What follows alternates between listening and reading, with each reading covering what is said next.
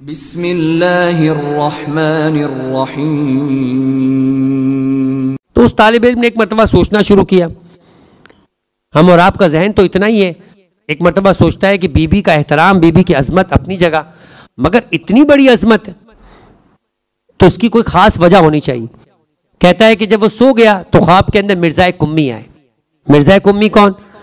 हजरत मासूमा कुम के मज़ार और रोज़े के पुश के जानिब एक कब्रस्तान है जिसको कब्रस्तान नो भी कहा जाता है, कब्रस्तान शेखैन भी कहा जाता है। उस कब्रस्तान के अंदर कई मुतबर्रिक कब्रें, जिनमें ज़करिया बिन आदम की कब्र भी है, जिनमें मिर्ज़ा कुम्मी की कब्र भी है। वहां पर मिर्ज़ा कुम्मी, जिनका नाम मिर्ज़ा कुम्मी रख दिया गया, जिनके बारे में एक रिवायत यह भी है कि जब कुम में कहत पड़ा तो कुछ उलमा ने अपने दरमियान कुछ 3 सादात कराम के उलमा का इंतखाब किया और उन्होंने कहा वो जनाब मासूम कुम से मुतवस्सिल हो और दुआ करे कि खुदा कुम के अंदर बारिश बरसाए। कब वो मुतवस्सिल हुए, उनमें से एक ने ख्वाब के अंदर मिर्ज़ा कुम की ज़ियारत की। मिर्ज़ा कुम ने फरमाया कि बारिश का लाना, औलाद का देना, रिस्क का देना, बीमारी से शिफा, ये तो मुझ जैसे हजरत मासूम कुम के खिदमत गुजारों का काम है। हजरत मासूम कुम से कोई बड़ी चीज़ मांगो। लिहाजा वो आलिम दीन एक मरतबा जागते हुए मिर्ज़ा कुम्मी के मज़ार पे जाते और वहां जाके दुआ करते।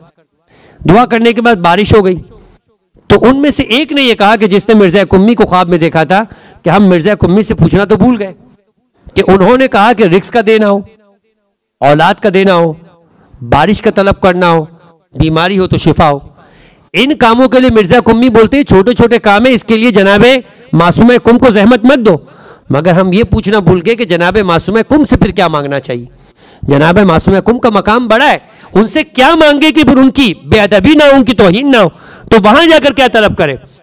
उस आलिम दीन ने एक मरतबा किसी भी शख्सियत को ख्वाब में बुलाने के लिए जो अमाल बयान किए गए रिवायत में उसे अंजाम दिए। 30 दिन 40 दिन अपने अमल को अंजाम देने के बाद मिर्ज़ा कुम्मी को ख्वाब में देखा।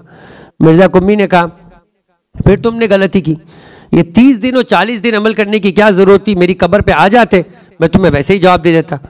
कहा पहले ही दिन जवाब दे देते। कहा पहले दिन अगर जवाब दे देता तो बाकी 30 दिन जिक्र खुदा ना करते। लिहाजा मैं नहीं चाहता तुम्हारे जिक्र खुदा के अंदर जो रगबत पैदा हो चुकी उसमें कमी करूं।